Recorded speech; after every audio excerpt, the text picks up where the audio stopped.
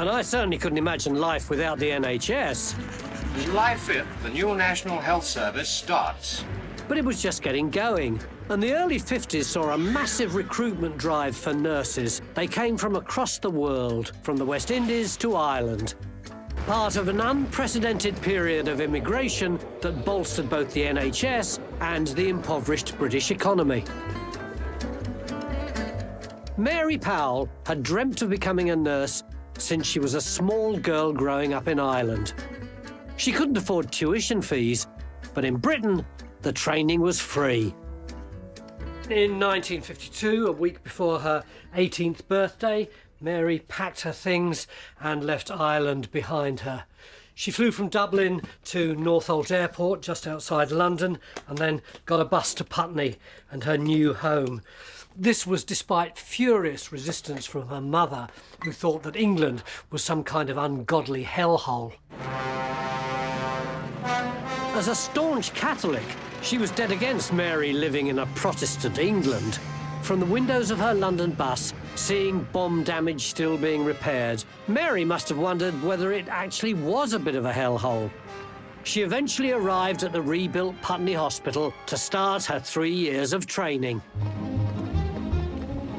The NHS was amazing, offering a high level of care, but the world that Mary walked into was as regimented and as ruthless as an army, run by an all-powerful general, the matron. I should like to see you in my office when you go off duty. Yes, matron. Everything that Mary's matron said was law, and her loyal officers were the sisters who ran the wards. Matron behaved like some sort of colonial officer. She ruled from her office with a rod of iron. Matron's powers even extended to the nurses' private lives. It was she who decided what time they went to bed and made sure that there was no one else tucked up with them. And if a nurse ever did decide to get married, well, that was it. She had to leave the profession. It wasn't actually illegal to get married, but any nurse would first require the permission of the hospital board and, you guessed it, the matron. No, I'm sorry. Debbie Quinn is a practicing nurse and knows Mary's story. So she arrives on the first day. What kind of environment would she have been confronted with? I mean, the wards that you would have trained in would have been what we call the Nightingale wards, the long wards with the table in the middle. Very, very, very strict. Just when I thought I was really being good, Sister ticks me off for being too slow, sends me to matron. I don't like your attitude, nurse. That's mutual then, said I, because I don't like yours. You didn't. No, but one day I will. Your first experience on the wards is very much about the cleaning, about the tidying up. It would have been a lot of cleaning bedpans, making sure the area is clean and sterile.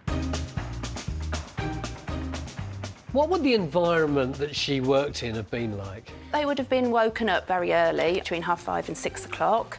They would have been expected to have made their beds, get everything straight, get themselves into their uniform, which was a lot more complicated than where we are today. You know, you're talking of a dress, you're talking of cuffs, you're talking of an apron, proper hats. Hats were got rid of in the 1990s. To begin with, trainees weren't trusted to treat real patients, but had to practice endlessly on a dummy called Araminta. This is Araminta, or should I say one of Araminta's friends. This is a medical dummy like Mary would have used when she was in training. This is how she would have learned about the human body, and in particular how to administer medical procedures like giving an injection or a bed bath or an enema. Although it looks as though you've just had one, love. Inside her were models of all the important organs. After 3 months in the classroom, the day came for Mary to apply her learning to a living, breathing human being. Give the man his injection. Stop fussing and get on with it, said the sister. Sadly, the actual patient wasn't available for our filming, but the following did actually happen to a real person. Mary was terrified. She picked up the kidney-shaped dish and the syringe and gingerly moved forward. Mary had been provided with a thick antibiotic mixture that had to be injected right into his bottom. She tried to stay cool. Mr. Brown, she said, I'm just going to give you a tiny injection. Would you mind rolling over onto your side and dropping your pyjama trousers? And then, bam, she administered the injection. But it didn't go into the muscle as it was supposed to, and his bottom swelled up. Mary was in floods of tears. She thought she'd get the sack. But all the sister said was, Toughen up, Powell. Mr. Brown eventually recovered and told Mary, never mind, it could have been worse. But worse was to come. Mary also had to learn to support the consultant surgeons during operations and found their bombastic attitude a little alarming. Forceps, Forceps, scalpel, scalpel, spleen. yes. Cracking game of golf with Carruthers on Sunday. There's the gallbladder. Leg coming off. Dirty nurse. Her first role as a student nurse in theatre was what was known as the dirty nurse. What's this expression, a dirty nurse?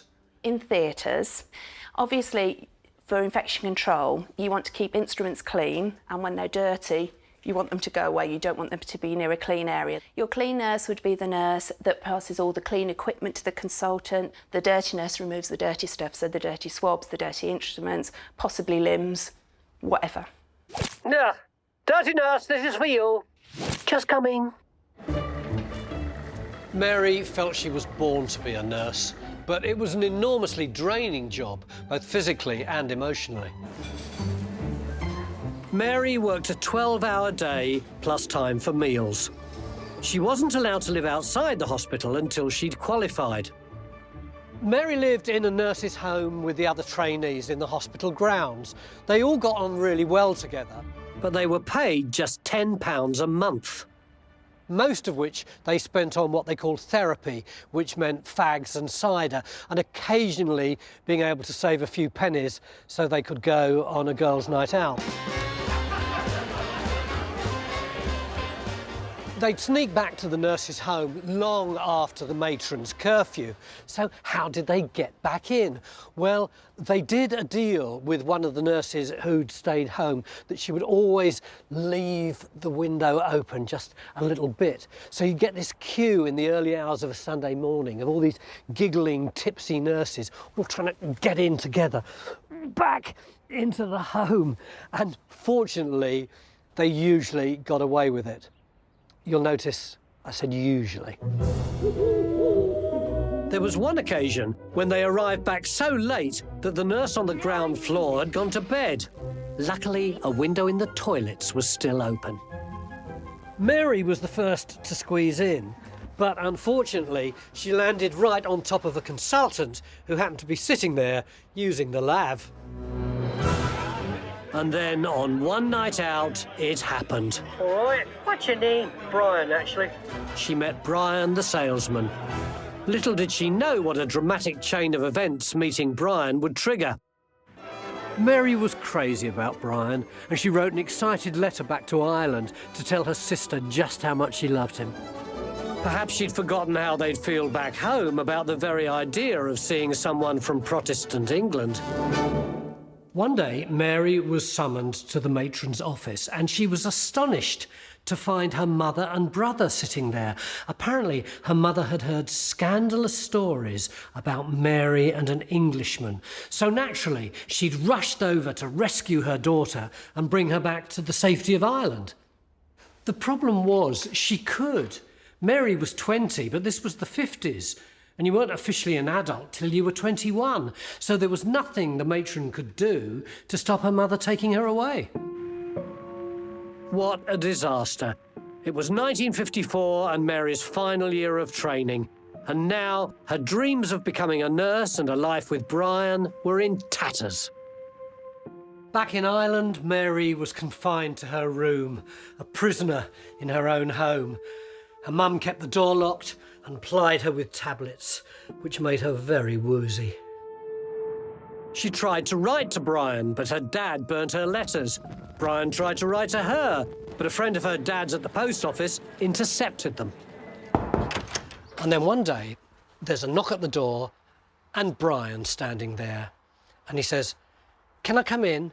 And all hell breaks loose. Mary's mum comes rushing in and tells him to get out of here because he's a heathen swine. And Mary's going, why didn't you write? And Brian's going, I did. Why didn't you write? And Mary's going, I did. And then suddenly Mary's dad's there with a shotgun, which he's pointing right between Brian's eyes. And Mary's going, don't shoot, don't shoot. And Brian's going, I'm not going anywhere till Mary tells me to. And Mary thinks, oh no, he's going to have his face shot off. What am I going to do?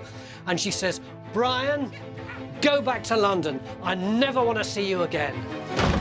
What a palaver. Brian left, and that would probably have been the end of it.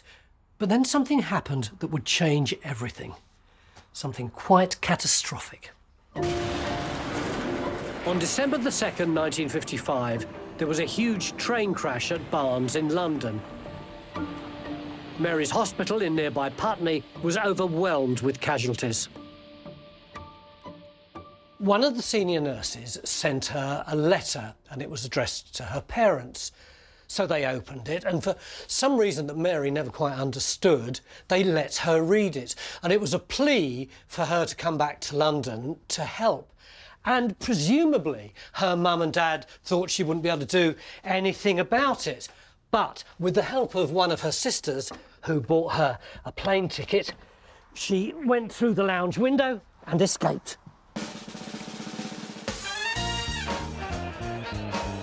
She returned to Putney Hospital. Mary threw everything into nursing the casualties. She passed her exams and then she married Brian. But she did so in secret because nurses weren't allowed to get married. If they found out that she had, then she'd have had to leave her job and become a housewife. After all, this was the 1950s. No one did find out, and Mary kept working as a nurse until 2013, when she finally retired at the incredible age of 79 and settled down to write her autobiography.